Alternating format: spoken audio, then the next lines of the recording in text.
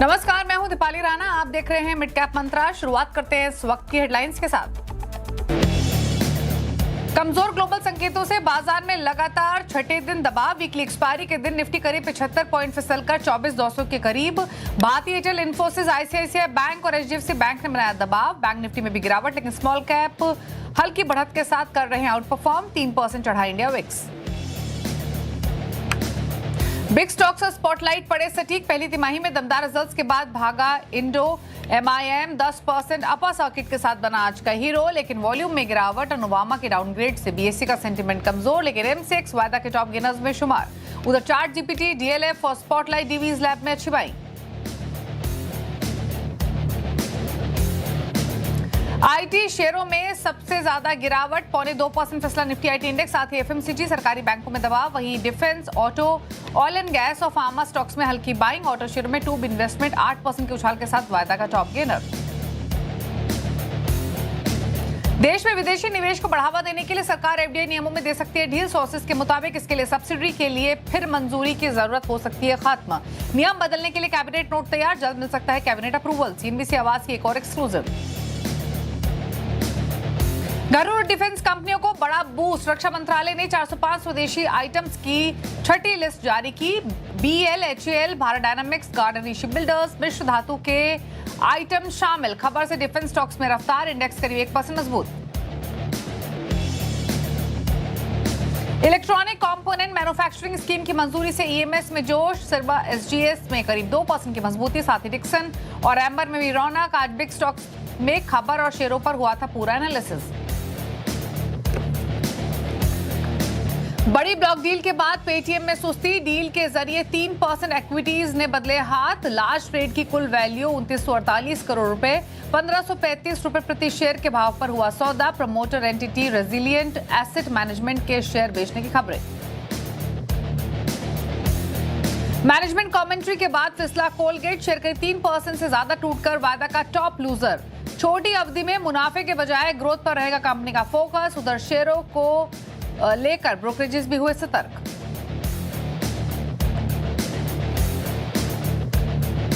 आप देख रहे हैं मिड कैप मंथन। निर्बंग की नीरज छेदा हमारे साथ मौजूद है, लेकिन पहले लेकर आते हैं समय बाजार का हाल आपकी स्क्रीन पर। बाजार का मूड बिगड़ा हुआ है, दबाव के साथ ट्रेडिंग होते हुए दिखाई दे रही है। सिर्फ सिलेक्ट पॉकेट से जहां पर हरे निशान में कारोबार हो रहा है। निफ्टी क्लोजर टू डेज लोज ही कारोबार कर रहा है। आधा % के आसपास की कमजोरी है। 24,192 के लेवल्स देखने को मिल रहे हैं। निफ्टी बैंक लाल निशान में ट्रेड करते हुए। दिग्गज प्राइवेट बैंक प्रेशर आज पूरा डाल रहे हैं। निफ्टी बैंक 183 पॉइंट्स नीचे है। यहाँ भी 1/4 से आधा % के बीच में कमजोरी देखने को मिल रही है। ऑल्दो अगर आप मिड कैप स्मॉल कैप्स को देखेंगे तो मिड कैप 1/4% नीचे है, लेकिन स्मॉल कैप इंडेक्स फ्लैट से पॉजिटिव बसा ट्रेड करते हुए दिखाई दे रहा है आज के सेशन में। तो यहाँ पर हल्के हरे निशान में कारोबार हो रहा है। इनफैक्ट अब ऊपरी स्तरों से वापस थोड़ा हल्का होकर फ्लैट ट्रेड कर रहा है स्मॉल कैप इंडेक्स। मार्केट की ब्रेथ अब नेगेटिव साइड पर इंक्लाइंड हो चली है, क्योंकि ब्रॉडर मार्केट के साथ साथ अगर आप फ्रंट लाइन इंडेक्सेस देखेंगे तो वहां भी प्रेशर देखने को मिल रहा है। 1782 शेयर से जो कि गिरकर ट्रेड कर रहे हैं, 1436 स्टॉक से जो कि बढ़कर कर रहे हैं कारोबार आज के सेशन में। सेक्टोरल हीट मैप लेकर आते हैं आपके स्क्रीन पर। तो आज किसी पॉकेट में रौनक है तो वो है डिफेंस 1% ऊपर, ऑटोज आधा % ऊपर है। हल्की हल्की बाइंग आपको फार्मा, ऑयल एंड गैस में देखने को मिल रही है। बाकी सभी सेक्टर्स लाल निशान में है। सबसे ज्यादा मार देखने को मिल रही है आईटी में, जो कि लगभग 2% नीचे है आज। इसके अलावा एफएमसीजी और रियल्टी, ये दोनों पॉकेट्स आधा % नीचे हैं। पीएसयू बैंक इंडेक्स भी आधा % नीचे कर रहा है ट्रेड। बाकी पॉकेट्स में हल्की दबाव देखने को मिल रहा है।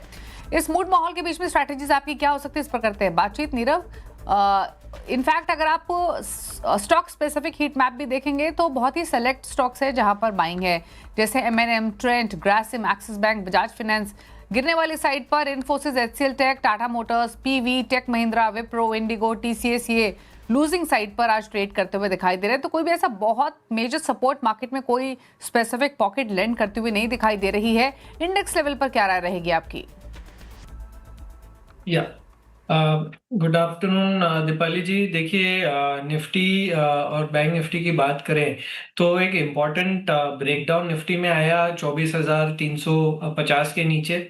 अभी जो अगला सपोर्ट है वो 50 डे मूविंग एवरेज है 24,150 के पास में। सभी इंडिकेटर्स पॉजिटिव हो गए हैं अभी निफ्टी के लिए, और ये सपोर्ट के पास आया है निफ्टी अभी। मेरे हिसाब से this is a best time जहां पे अपन निफ्टी बाय कर सकते हैं। निफ्टी बाय करना चाहिए from a 2 to 3 day perspective. नीचे में 24,100 का फ्यूचर में आप स्टॉप लॉस लगाइए और ऊपर में मेरे हिसाब से 24,500 तक के टारगेट बहुत जल्द आपको दिख सकते हैं निफ्टी में। बैंक निफ्टी में भी एक सिमिलर स्ट्रेटेजी रहेगा। करंट लेवल्स एंड डिप्स पे बाय करना चाहिए बैंक निफ्टी।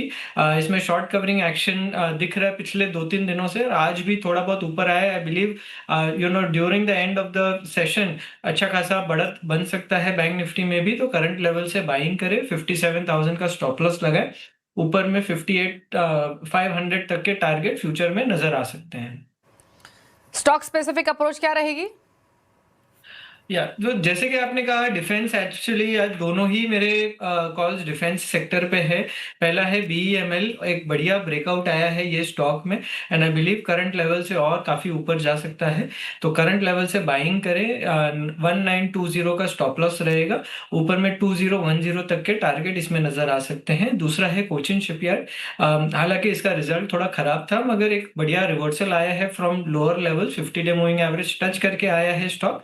करंट लेवल से आप बाइंग कर सकते हैं 1550 के टारगेट के साथ में, नीचे में 1470 तक के स्टॉप लॉस रहेंगे। ओके, तो ये रही आपके लिए ट्रेडिंग स्ट्रैटेजीज आज के सेशन के लिए, जहां पर कोचिन शिपयार्ड पर आपको एक रिकमेंडेशन देगी है खरीदारी की तरफ। लेकिन अब लेकर आते हैं मिड कैप्स का हाल आपकी स्क्रीन पर। और इंडेक्स तो सुस्त है, हल्के दबाव के साथ ही ट्रेड कर रहा है। कुछ पॉकेट्स दिखाते हैं जहां पर तेजी मंदी आज के सेशन में। शुरुआत करते हैं उन स्पेस के साथ जहां पर थोड़ी बाइंग देखने को मिल रही है। एनर्जी स्पेस में हरे निशान में ट्रेड हो रहा है। MRPL 4% ऊपर, 2.5% ऊपर है चेन्नई पेट्रो। HOAC 2% ऊपर है, 1.5-2% ऊपर है, 1.25% ऊपर पेट्रोनेट LNG है। हेल्थ केयर स्पेस में जो स्टॉक्स ऊपर हैं उसमें ब्लिस GVS फार्मा 4% ऊपर, 2% ऊपर है टोरेंट फार्मा, पिरामल फार्मा 2.5% ऊपर, 1.5% ऊपर है कोहांस लाइफ साइंसेज। शुगर स्पेस में बाइंग देखने को मिल रही है आज के सेशन में। द्वारिकेश शुगर 3% ऊपर, 2.5% ऊपर है उत्तम शुगर। बजाज हिंदुस्तान में 4.5% की तेजी और 2% ऊपर श्रीरेणुका शुगर्स कारोबार कर रहा है। IT कमजोर, और यहाँ पर नेल्को आज एक्सीडेंट 11.5% नीचे, 2.5% नीचे टाटा एलेक्सी, रेट गेन 2.5% नीचे, 5% नीचे है रामको सिस्टम्स। FMCG भी लाल निशान में। ज्योति लैबोरेटरीज ट्रेड कर रहा है नीचे। हुनाजा कंज्यूमर नीचे है, 1.5% नीचे हुनाजा है। ज्योति लैबोरेटरीज 2.5% नीचे है, 0.5% नीचे वेक्टर फूड्स। EID पेरी 2% नीचे है। कैपिटल मार्केट के स्टॉक्स भी लाल निशान में ट्रेड कर रहे हैं। और ग्रो 2% नीचे, कैम्प्स 2% नीचे, एंजल 1 2% नीचे, 1.5% नीचे BSE ट्रेड करते हुए दिखाई दे रहा है। तो ये रहा पूरा हाल मार्केट का। लेकिन एक पॉकेट है जो आज शाइन कर रही है, वो है डिफेंस स्पेस। दरअसल घरेलू डिफेंस कंपनियों को बूस्ट मिला है। रक्षा मंत्रालय ने 405 स्वदेशी आइटम्स की छठी लिस्ट जारी कर दी है। किन कंपनियों को होगा सीधा फायदा, बताने के लिए हमारे साथ है लक्ष्मण रॉय। लक्ष्मण, बताइए। देखिए, दरअसल ये जो छठी लिस्ट जारी की गई उसमें 405 डिफेंस इक्विपमेंट है जिसको सरकार समय रहते बिल्कुल स्वदेशी कर देगी। यानी इन 405 आइटम जिसका अभी सरकार इंपोर्ट करती है उसका इंपोर्ट समयबद्ध तरीके से खत्म कर दिया जाएगा। कुछ का इंपोर्ट दिसंबर 2029 तक, कुछ का इंपोर्ट दिसंबर 2030 तक, फिर 31-32 तक सारा 405 आइटम बिल्कुल सिर्फ और सिर्फ घरेलू कंपनियों से खरीदे जाएंगे। ये जो 405 आइटम है इसमें पहले कंपनियों की लिस्ट आपको बता दूं, वो काफी महत्वपूर्ण है। सबसे ज्यादा 405 में सबसे ज्यादा 227 इक्विपमेंट जो है BEL से खरीदे जाएंगे। जी हां, सबसे ज्यादा 227 इक्विपमेंट BEL से खरीदे जाएंगे। इस इक्विपमेंट खरीदने वाले लिस्ट में दूसरे नंबर पर आता है HAL से 86 इक्विपमेंट खरीदे जाएंगे। तीसरे नंबर पर आपको यहां पर आता है BDL, उससे 13 इक्विपमेंट खरीदे जाएंगे।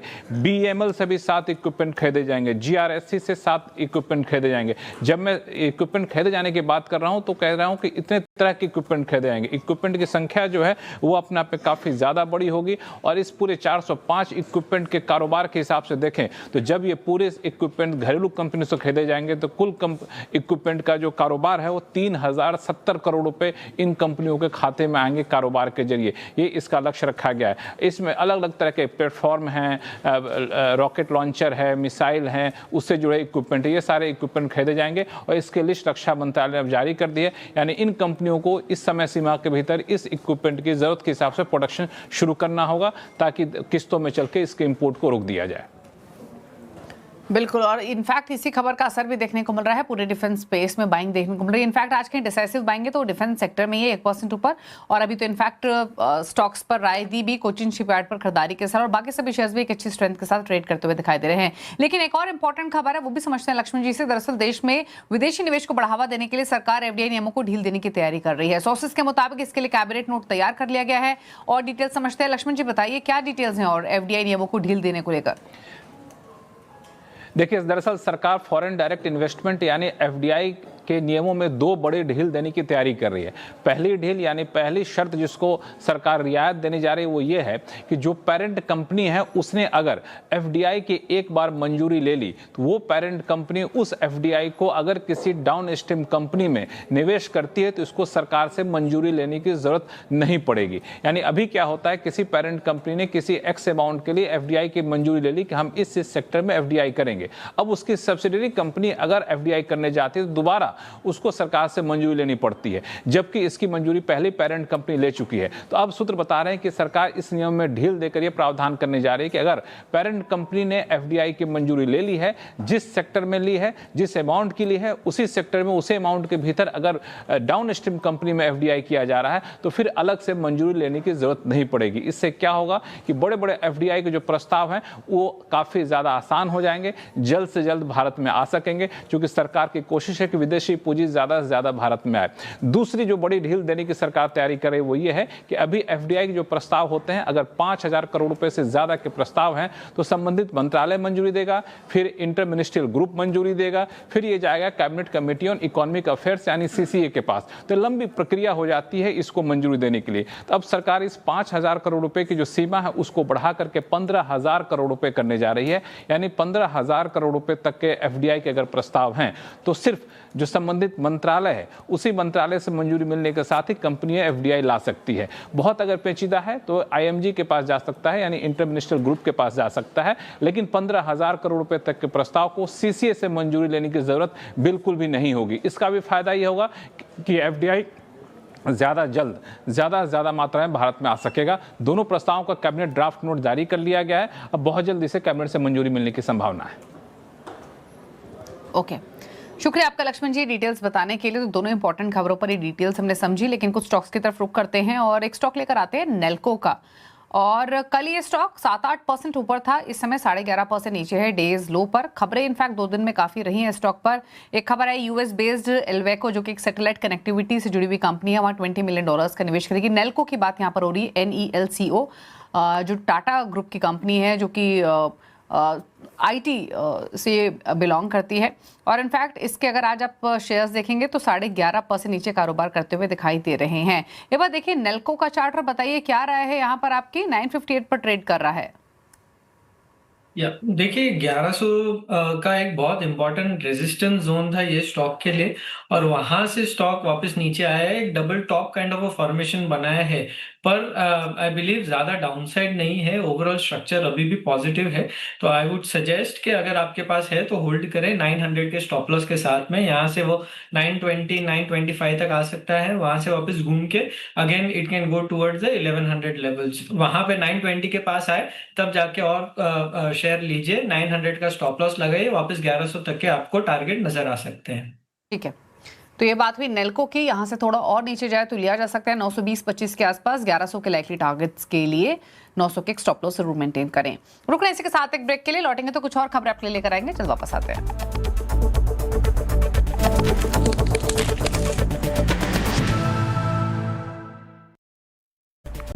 ब्रेक के बाद आपका स्वागत है। आप देख रहे हैं मिड कैप मंत्रा और बात करेंगे ट्यूब इन्वेस्टमेंट्स की, जहां 8% की जोरदार तेजी देखने को मिल रही है। दरअसल Q1 कॉन कॉल के बाद शेयर में रफ्तार है। क्या कहा मैनेजमेंट ने कॉन कॉल में, समझते हैं सुदर्शन से। सुदर्शन बताइए।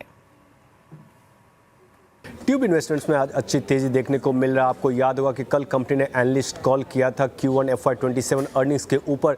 अर्निंग्स लार्जली इनलाइन था, लेकिन जो कमेंट्री दिया है कंपनी ने, आउटलुक दिया है FY27 का, वो पॉजिटिव दिख रहा है। तो सबसे पहले कंपनी क्यों लास्ट कुछ एक महीने अंडर प्रेशर था, उसका एक मुख्य कारण ये था कि स्टील प्राइस में इंक्रीज होने के कारण इसके मार्जिन पे प्रेशर आया था। अब कंपनी ये बोले कि जितना भी स्टील प्राइस इंक्रीज के कारण जो प्रेशर आया था वो पीछे छूट चुका है, और सारा रिकवरी इंक्लूडिंग Q1 में जो हुआ था वो कर पाएंगे, और इसके लिए उनका ये क्लाइंट से बात हो चुका है। दूसरा, एबिट मार्जिन में ये डबल डिजिट इंप्रूवमेंट देख रहे हैं आगे जाते हुए।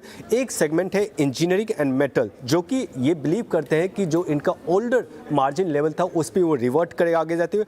TI मेडिकल में ये मेंटेन किया रेवेन्यू ग्रोथ टारगेट, वो है 20%, और इनके पास 3 ई मोबिलिटी बिजनेस है, जिसमें से एक का वो ब्रेक इवन सोच रहे हैं कि इस साल होगा, और दूसरे 2 कंपनीज का ब्रेक इवन अगले साल होगा।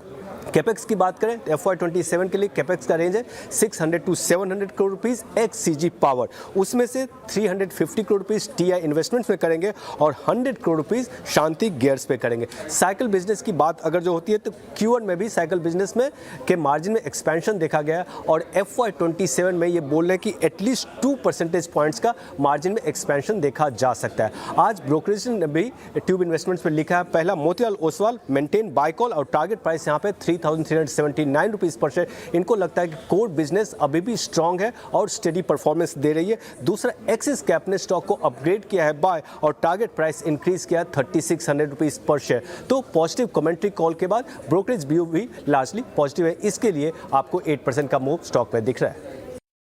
शुक्रिया आपका सुदर्शनी डिटेल्स बताने के लिए। तो tube investment hero of the day 8% का सर्ज अभी भी देखने को मिल रहा है और स्ट्रेंथ कर रहा है ये होल्ड। क्विकली एक कमेंट आपका ट्यूब इन्वेस्टमेंट्स पर नीरव।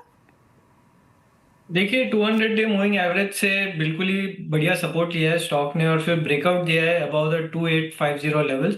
मेरे हिसाब से 3200 के लेवल तक जा सकता है। करंट लेवल से आप बाइंग कर सकते हैं, थोड़ा डिप्स में भी बाय करें। 2850 का स्टॉप लॉस रहेगा, 3200 का टारगेट रहेगा। रुकना इसी के साथ एक और ब्रेक के लिए, जल्द वापस आते हैं।